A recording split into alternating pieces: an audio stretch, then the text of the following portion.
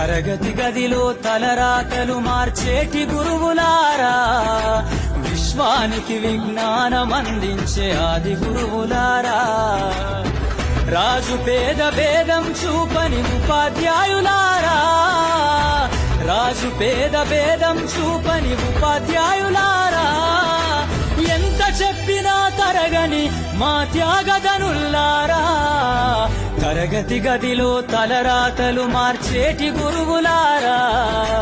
విశ్వానికి విజ్ఞానం అందించే ఆది గురువులారా.